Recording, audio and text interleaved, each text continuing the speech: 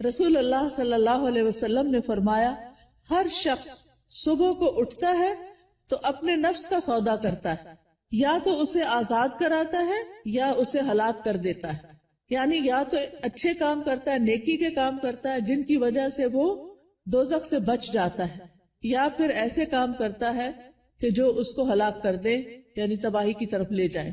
اب میں چند کام جو صبح سے رات تک کرنے چاہیے جو ہمیں سنت سے پتہ چلتے ہیں ان میں سے ایک ایک کا ذکر کروں گی، اور آپ اس کو سن کر اپنا جائزہ لیتے جائیے اور میرے ساتھ شیئر بھی کیجئے کہ کیا آپ یہ کرتے ہیں یا آپ کو کرنے کی ضرورت ہے۔ سب سے پہلی چیز کہ جو ہی ہماری آنکھ کھلے ہمیں کیا کرنا چاہیے؟ دعا پڑھنی چاہیے۔ کس کس کو یہ دعا آتی؟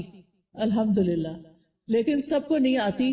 میری گزارش ہوگی سب بہنوں سے کہ اس دعا کو خود بھی سیکھیں اور اپنے بچوں کو بھی سکھائیں۔ وہ دعا کیا ہے؟ الحمدللہ الذی احیانا بعدما اماتنا والیہ النشور۔ اور ایک اور دعا بھی ہے، اگر وہ بھی آتی ہے تو ٹھیک، نہیں تو وہ بھی اچھا ہے۔ الحمدللہ الذی رد علی روحی واذن لی بذکرہ۔ اللہ کا شکر ہے جس نے میری روح لوٹا دی اور مجھے اپنے ذکر کی اجازت دے دی، کہ مجھے توفیق دے دی۔ کیونکہ آپ دیکھیں کتنے ہی لوگ ہیں جو سوتے ہیں تو پھر جاگتے نہیں۔ ابھی ریسنٹلی میری ایک بہت عزیز ساتھی کے ہسبینڈ کا انتقال ہوا ہے۔ وہ صبح اٹھے ہیں، فجر کے وقت نماز پڑھی ہے، اپنے معمولات کیے ہیں، پھر اشراق پڑھی ہے اور دوبارہ آرام کرنے کے لیے لیٹ گئے۔ ہم میں سے اکثر لوگ یہ کرتے ہیں نا، راتیں چھوٹی ہوتی ہیں، موسم بھی گرم ہوتا ہے، رات کو سوتے ہوئے دیر ہو جاتی ہے تو انسان پھر کیا کرتا ہے، اٹھنے کے بعد پھر لیٹ جاتا ہے، اور وہ اسی طرح لیٹ گئے ہیں لیکن پھر دوبارہ نہیں اٹھے۔ ہمیں سے کسی کو نہیں پتا کہ جب وہ سوئے گا تو دوبارہ اٹھے گا یا نہیں۔ اس لیے معمول بنا لیجئے کہ ذکر کر کے سونا ہے اور اٹھتے ہوئے بھی اللہ کا شکر ادا کرنا ہے کہ اس نے ہماری روح، ہماری جان ہمیں واپس لوٹا دی۔ تو دن کا آغاز اللہ کی حمد و ثنا، اللہ کی تعریف اور اس بات کے ساتھ وَإِلَيْهِ النُّشُورِ کے واپس جانا، ہماری واپسی بھی اللہ کی طرف سے۔ جس نے ہمیں زندہ کیا، پیدا کیا، وہی ہمیں موت دے گا۔ پھر آپ دیکھیے کہ اس کے ساتھ ہمیں یہ بھی یاد رکھنا چاہیے کہ کائنات کی ہر چیز تسبیح کر رہی ہے، اللہ کی تعریف بیان کر رہی ہے۔ قیامت کے دن سب سے افضل بندے وہ ہوں گے جو کثرت سے اللہ کی تعریف کرتے ہیں، حمادون ان کو کہتے ہیں۔ اور ایک دفعہ الحمدللہ کہنا میزان کو نیکیوں سے بھر دیتا ہے، یعنی صبح صبح اب ہم الحمدللہ کہیں تو گویا ہم نے اپنے لیے ایک بہت بڑا ذخیرہ نیکیوں کا اکٹھا کر لیا۔ اور ویسے بھی شکر ادا کرنا جو ہے وہ اللہ تعالیٰ کو بہت پسند ہے۔ پھر آپ دیکھیں کہ جب یہ کہتے ہیں نا کہ وَإِلَيْهِ النُّشُورِ کہ دوبارہ اسی کی طرف جی اٹھنا ہے، تو قبر سے بھی اٹھنا ایسا ہی ہے جیسے کوئی بستر سے اٹھتا ہے۔ کسی کو اچھے خواب آتے ہیں وہاں اور کسی کو نہیں آتے۔ قبر میں بھی کچھ لوگ تو خوشحال ہوں گے اور کچھ لوگ برے حال میں ہوں گے۔ بہرحال قیامت کے دن سب کو اٹھنا ہوگا، تو انسان موت کو یاد کرتے ہوئے، اپنے مقصد کو سامنے رکھتے ہوئے کہ واپسی بھی ہے، اس طرح دن کا آغاز کرے تاکہ اچھے سے آغاز کرے۔ اس کے بعد سب سے پہلا کام آپ کیا کریں گے؟ بیڈ ٹی پئیں یا کچھ اور کریں گے؟ نماز فجر۔ نماز فجر اسی وقت پڑھیں گے جب آپ فجر کے لیے اٹھیں گے۔ جو لوگ اس وقت نہیں اٹھتے وہ بہت بڑا نقصان کر لیتے ہیں۔ لہذا دن کا آغاز فجر کی نماز سے۔ فجر کی نماز پہلی نماز ہے صبح کی، اس کی بڑی امپورٹنس ہے۔ اللہ تعالیٰ نے بندوں پر 5 نمازیں فرض کی ہیں، اور رسول اللہ صلی اللہ علیہ وسلم نے فرمایا جس نے انہیں ادا کیا اور ان کا حق ہلکا سمجھتے ہوئے ان میں سے کچھ ضائع نہ کیا تو اللہ تعالیٰ کا اس کے لیے قیامت کے دن یہ عہد ہے کہ اس کو جنت میں داخل فرمائے، اور جس نے ان کو ادا کیا مگر ان کا حق ہلکا سمجھتے ہوئے، معمولی چیز سمجھتے ہوئے نماز کو ان میں سے کچھ ضائع کر دیا تو اللہ کا کوئی وعدہ نہیں، چاہے تو عذاب دے چاہے تو معاف کر دے۔ تو اس لیے دن کا آغاز اللہ کی نافرمانی سے نہیں کرنا۔ کس سے کرنا؟ فرما برداری سے۔ اور فرما برداری میں پہلی فرما برداری نماز۔ پہلا سوال قیامت کے دن نماز کا ہوگا۔ اگر اسی ٹیسٹ میں فیل ہو گئے تو آگے اور مشکلات ہو جائیں گی۔ اللہ سبحانہ تعالی دن میں 2 بار فرشتوں سے بندوں کی نماز کے بارے میں خبر لیتے ہیں، ایک فجر اور ایک عصر۔ وہ پوچھتے ہیں جب تم گئے تھے ان کے پاس تو کیا کر رہے تھے؟ فرشتے بتاتے ہیں وہ نماز پڑھ رہے تھے. جب تم نکلے تو کیا کر رہے تھے؟ کیونکہ عصر اور فجر میں شفٹ چینج ہوتی ہے فرشتوں کی. عصر کے وقت رات کے فرشتے آ جاتے ہیں ڈیوٹی پر اور فجر کے وقت دن کے فرشتے آ جاتے ہیں. تو وہ بتاتے ہیں کہ ہم نے انہیں اس حال میں چھوڑا کہ وہ نماز پڑھ رہے تھے اور اس حال میں ان کے پاس پہنچے کہ وہ نماز پڑھ رہے تھے. فجر کی نماز کے بارے میں آتا ہے وہ آدمی ہرگز آگ میں نہیں جائے گا جس نے سورج نکلنے سے پہلے اور سورج کے غروب ہونے سے پہلے نماز پڑھی، یعنی فجر اور عصر. رسول اللہ صلی اللہ علیہ وسلم نے یہ بھی فرمایا کہ جس نے صبح کی نماز پڑھی وہ شام تک اللہ کے ذمے ہے، یعنی اللہ کی حفاظت میں ہے. تو فجر کی نماز بہت امپورٹنٹ نماز ہے اور نماز پڑھنے والے سے اللہ کا رزق کا وعدہ ہے. اس لیے خود بھی نماز ادا کریں اور گھر والوں کو بھی اٹھائیں، پیار سے محبت سے امپورٹنس بتا کے کہ وہ سوتے نہ رہے کیونکہ اس کی نحوست ہوتی ہے. فجر کی نماز میں 2 سنتیں پڑھنا بہت ضروری ہے. کچھ لوگ صرف فرض پڑھتے ہیں نا، تو فجر میں آپ سنت نہیں چھوڑ سکتے. حضرت عائشہ رضی اللہ تعالی عنہا بتاتی ہیں کہ آپ صلی اللہ علیہ وسلم نے فرمایا فجر سے پہلے کی 2 رکعتیں دنیا اور جو کچھ اس میں اس سے بہتر ہے. نبی صلی اللہ علیہ وسلم نے ان 2 رکعتوں کو دنیا کی ہر چیز سے قیمتی قرار دیا. اور جو سویا رہے اس کے بارے میں آتا ہے نبی صلی اللہ علیہ وسلم کے پاس ایک ایسے آدمی کا ذکر کیا گیا جو رات سے صبح تک سوتا ہی رہا. آپ نے فرمایا یہ ایسا شخص ہے جس کے کان، یا فرمایا دونوں کانوں میں شیطان پیشاب کرتا ہے، یعنی غافل ہو جاتا ہے پھر. اور اسی طرح ایک اور خواب آپ صلی اللہ علیہ وسلم تو اس میں آپ کو دکھایا گیا کہ ایک شخص تھا جس کا سر پتھر سے کچلا جا رہا تھا. وہ قرآن کا حافظ تھا لیکن قرآن سے غافل ہو گیا اور فرض نماز پڑھے بغیر سو جاتا تھا، یعنی نماز نہیں پڑھتا تھا اور سویا رہتا تھا. نماز پڑھتے ہوئے ایک چیز یہ بھی خیال کرنی ہے کہ خشوع کے ساتھ نماز پڑھنی. خشوع کا مطلب رونا نہیں ہوتا بلکہ دل کا متوجہ ہونا ہوتا ہے، یعنی شعور کے ساتھ رب سے مناجات کریں، اطمینان اور خشوع سے سجدہ کریں، یعنی پورے سکون کے ساتھ. کیونکہ ایک سجدے کی وجہ سے اللہ تعالیٰ ایک درجہ بڑھا دیتے ہیں اور ایک گناہ مٹ جاتا ہے. نماز کے فوراً بعد کیا کرنا چاہیے؟ اذکار. شاباش. نماز کے بعد اگر کوئی مصلی پر بیٹھا رہے تو جب تک اس کا وضو نہیں ٹوٹتا فرشتہ اس کے لیے دعا کرتا ہے، اللہم اغفر لہ، اللہم ارحمہ، اے اللہ اس کی بخشش فرما دے، اے اللہ اس پہ رحم فرما. یعنی آپ مصلی پہ بیٹھے ذکر کر رہے ہیں، تسبیحات پڑھ رہے ہیں، دعائیں کر رہے ہیں اور فرشتہ آپ کے لیے دعائیں کرنا شروع ہو گیا. تو ہم میں سے ہر ایک کو فرشتوں کی دعائیں لینی چاہیے. اسی طرح ہر نماز کے بعد 33 بار سبحان اللہ، 33 بار الحمدللہ اور 34 بار اللہ اکبر پڑھنا چاہیے. اور آخر میں لا الہ الا اللہ وحدہ لا شریک لہ لہ الملک ولہ الحمد وہو علی کل شیء قدیر پڑھا جائے تو جو ایسا کرے گا اس کے سارے گناہ معاف کر دیے جائیں گے. ٹھیک ہے، چاہے وہ سمندر کی جھاگ کے برابر ہو. کتنی بڑی بات ہے نا یہ، اس لیے اس کا اہتمام کیا رکھنا ہے. اگر کسی وجہ سے آپ مصروف ہیں 33 بار نہیں پڑھ سکتے تو 10 بار بھی پڑھ سکتے ہیں. ٹھیک ہے. پھر یہ کہ انگلیوں پر تسبیح کریں کیونکہ انگلیاں قیامت کے دن کیا کریں گی؟ گواہی دیں گی. ہر فرض نماز کے بعد آیت الکرسی ضرور پڑھیں. اس کا فائدہ کیا ہے؟ جی، ایسے شخص کو موت کے علاوہ کوئی چیز جنت میں لے جانے سے نہیں روک سکتی. اتنا بڑا اجر و ثواب. میں یہ ساری باتیں اس لیے کر رہی ہوں کہ آپ اپنا جائزہ لیں. اگر کوئی چیز چھوٹ گئی ہے، بھول گئی ہے، پتا ہے لیکن کرتے نہیں تو کرنا شروع کر دیں. وہ دن جس میں یہ باتیں کریں گے آپ، اس کی نسبت بہت زیادہ اجر و ثواب والا ہوگا جس میں آپ یہ نہیں کریں گے. دنیا کے کام کبھی ختم نہیں ہو سکتے لیکن ہمیں کیا کرنا چاہیے؟ اپنے اذکار، اپنی عبادات کو بھولنا نہیں. اسی طرح ہم میں سے اکثر لوگ کہتے ہیں مجھے نظر لگ گئی، وہ فلانے نے جادو کر دیا، وہ گھر میں یہ شر ہو گیا.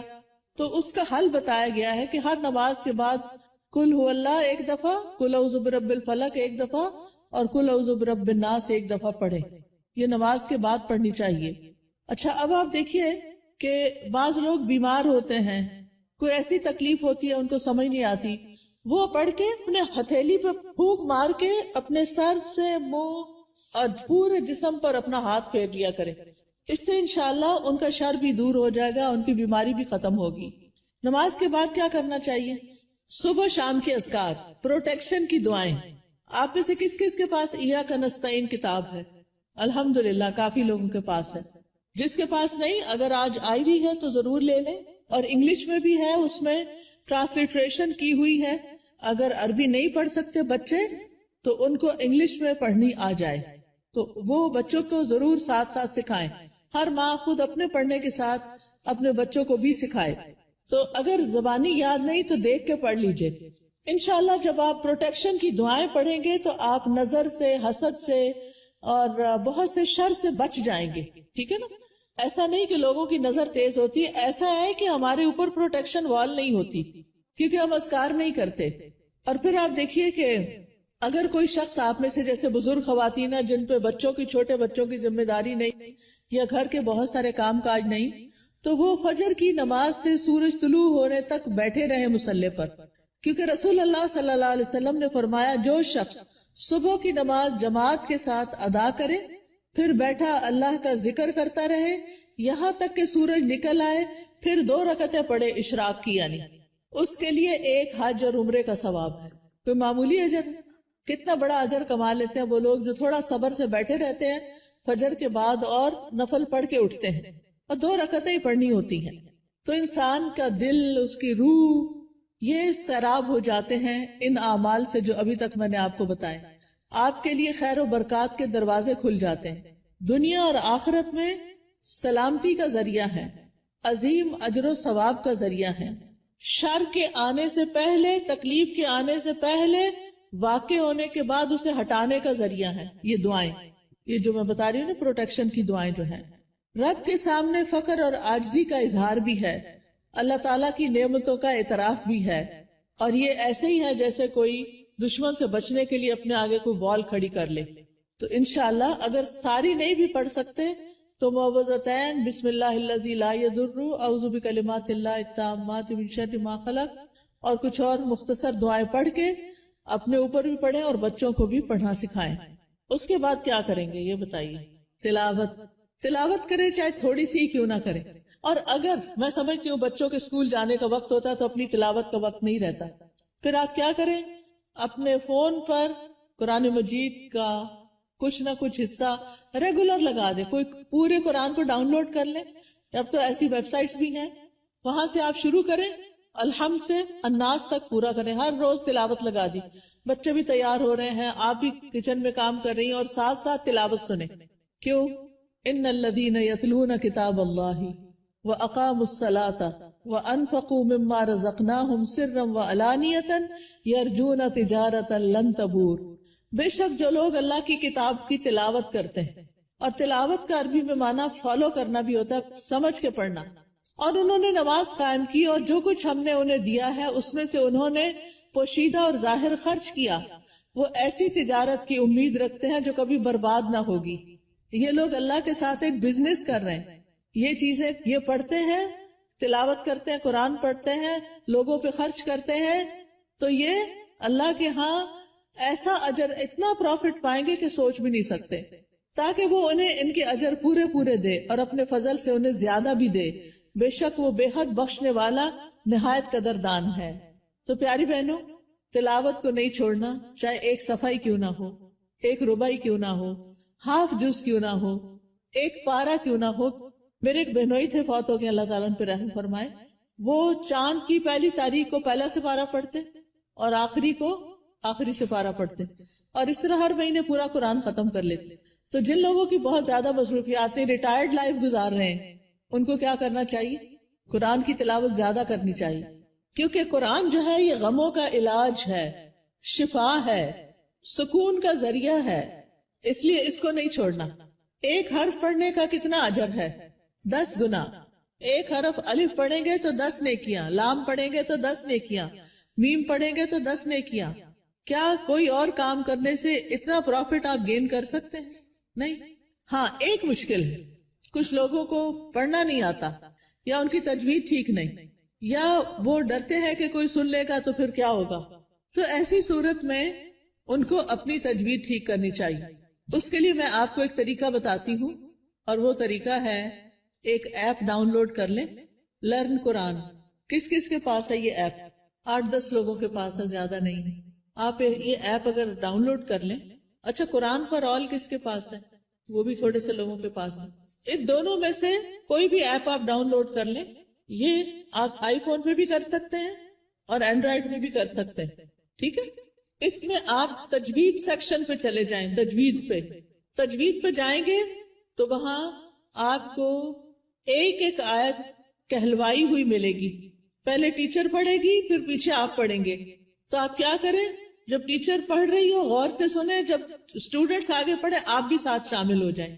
تو اس طرح روز پڑھتے پڑھتے آپ کی تجوید ٹھیک ہو جائے گی. کیونکہ بعض اوقات جب انسان بڑا ہو جاتا ہے نا تو اس کو شرم آتی ہے کسی کے پاس جا کے غلطیاں نکلوانے کی، یا ٹائم نہیں ہوتا، یا فیس نہیں دے سکتے، یا کوئی اور مسائل ہوتے ہیں. تو آپ قرآن مجید کھول کے بیٹھ جائیں، آڈیو لگا کے بیٹھ جائیں اور 7 انگلی رکھ کے ایک ایک آیت کو پڑھ پڑھ کے یاد کریں. اس کے مخارج ٹھیک کریں، ادائیگی ٹھیک کریں. ٹھیک ہے. جس گھر میں قرآن پڑھا جاتا ہو وہاں فرشتے حاضر ہوتے ہیں. ابو ہریرہ کہا کرتے تھے بے شک قرآن پڑھنے کی وجہ سے گھر اپنے رہنے والوں کے لیے کشادہ ہو جاتا ہے. اس میں فرشتے حاضر ہوتے ہیں، شیاطین اس گھر کو چھوڑ دیتے ہیں اور اس کی خیر و برکت بڑھ جاتی ہے.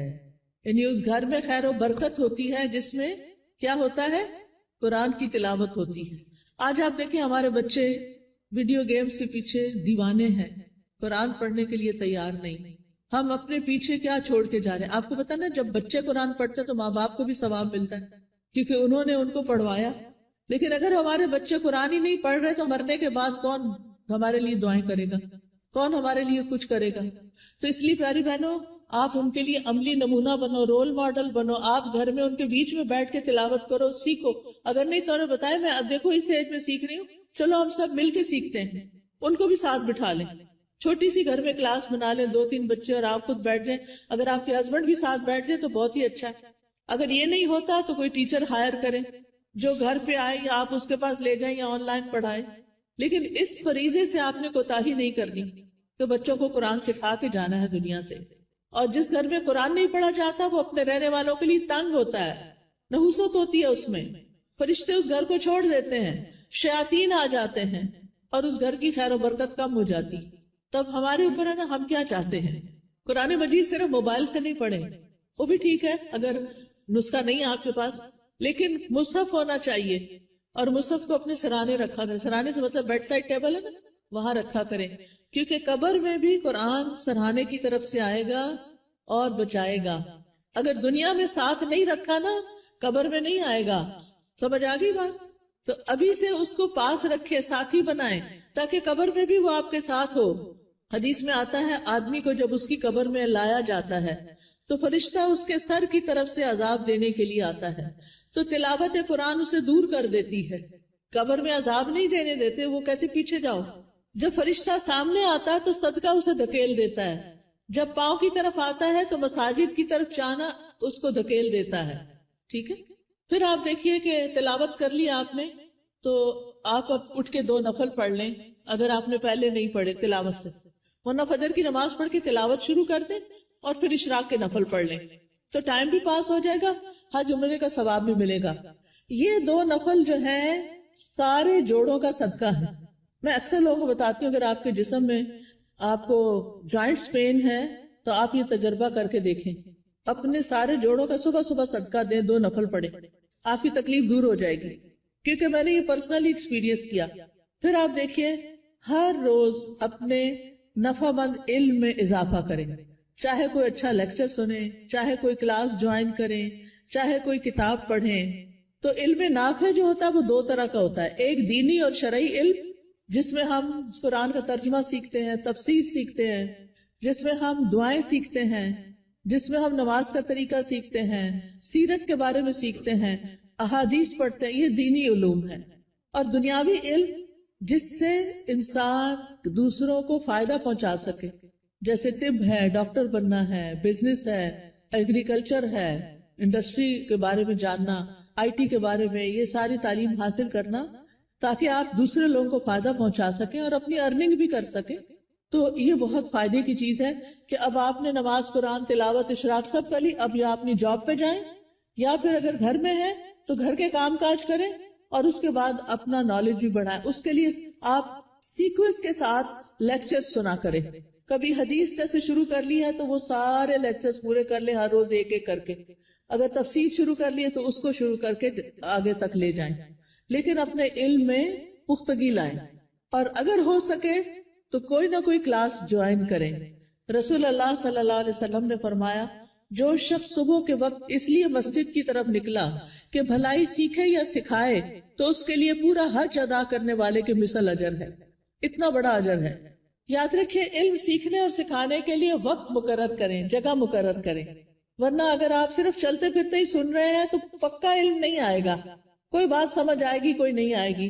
نہ ہونے سے بہتر ہے کچھ تو سن لیں، لیکن گھر میں بھی ٹیبل چیئر سیٹ کر کے رکھیں اور اپنا لیپ ٹاپ سیٹ کریں اور کوئی آن لائن کلاس جوائن کر لیں یا پھر گھر میں پڑھیں، خود سے سیلف اسٹڈی کریں، لیکن ٹائم اور پلیس، زمان اور مکان مقرر کریں. اس سے آپ کی گروتھ ہوگی. جتنا جتنا آپ سیکھتے جائیں گے آپ نیکیوں میں آگے بڑھتے جائیں گے، برائیوں سے دور ہوتے چلے جائیں گے. پھر آپ دیکھیں کچھ بہنیں ناشتہ نہیں کرتی، وہ کہتی ہیں کہ موٹے ہو جائیں گے اور چھوڑو پرے، لیکن ناشتہ ضرور کریں. آپ کو کام کرنے کے لیے، پڑھنے کے لیے، جاب پہ جانے کے لیے انرجی چاہیے. چاہے چند کھجوریں ہی کیوں نہ کھا لیں، کھجور پانی لے لیں، کچھ اور سیڈز وغیرہ لے لیں، نٹس لے لیں، جو بھی آپ کو پسند ہو. اگر دودھ پسند ہے تو زیادہ دودھ اور کم چائے ڈال کے پی لیں. بہت سے لوگ صرف کافی پی لیتے ہیں تو وہ درست نہیں کہ آپ اپنے آپ کو صرف ایسی چیزوں پر کہ جو آپ کے اندر کیفین ڈالے اور آپ صرف اس کی وجہ سے ایکٹیو اور غذائیت نہ ہو، تو آپ دیکھیں کہ پھر آپ سے بہت سے کام ہو نہیں پاتے، آپ جلدی تھک جاتے ہیں. تو اس کو بھی بچائیے. اپنے جسم کی حفاظت بھی عبادت ہے، ٹھیک ہے نا؟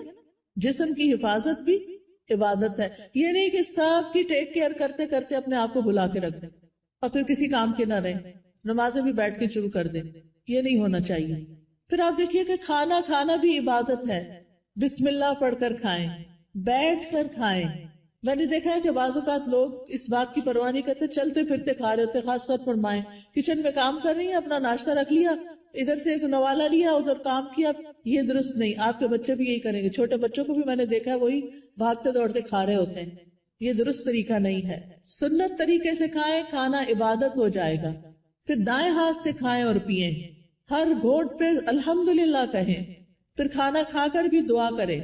کس کس کو آتی ہے دعا؟ پڑھیں مل کے ذرا کھانا کھانے. الحمدللہ. کچھ لوگوں کے ہونٹ نہیں ہلے، یا تو دعا نہیں آتی یا بخل کیا انہوں نے پڑھنے میں. اگر نہیں آتی تو کوئی حرج نہیں، سیکھ لیں، آپ کا دن عبادت بن جائے گا. ہمارے دین میں صرف نماز پڑھنا عبادت نہیں. ہم نے ابھی آیت میں کیا سنا؟ نماز پڑھو اور نیکی کرو. وہ کون سی نیکی ہیں جو نماز کے علاوہ ہیں؟ وہ یہی نیکیاں ہیں. اپنی کیئر کرنا بھی نیکی ہے اور بسم اللہ پڑھ کے کھانا بھی نیکی ہے، الحمدللہ کہنا بھی نیکی